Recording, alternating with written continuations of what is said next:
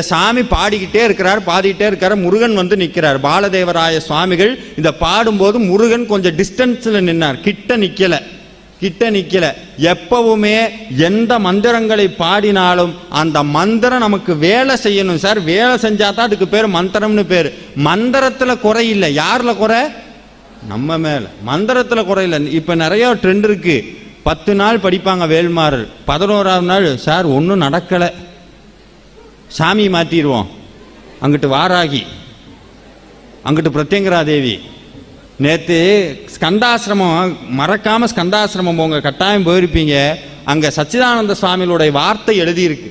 அதில் எழுதியிருக்கிறார், ஏ மனமே, அவர் சொல்லும் போதே, ஏ மனமே ஒரு இறைவனை கெட்டியாக பிடித்துக்கொள், ஒரு இறைவனை உறுதியாக பிடித்துக்கொள், அவனை அனுதினமும் பூஜிக்க கத்துக்கொள் சொல்றார். எப்பொழுது ஒரு இறைவனை நீ பூஜிக்க தொடங்குகிறாயோ அப்பொழுதே அத்தனை தெய்வங்களும் உனக்கு ஓடி வந்து உதவி செய்ய காத்திருக்கும், மறவாதேன்னு போய் படிக்கணும் அந்த இதெல்லாம். இன்னொரு சொல்றார், ஏ மனமே ஆசை கொள்ளாதே, ஆசை கொண்டால் அனைத்து துன்பத்திற்கும் நீ தயாராக வேண்டும், மறவாதே. எவ்வளவு தங்கமான வார்த்தைகள், அதெல்லாம் போய் படிக்கணும்.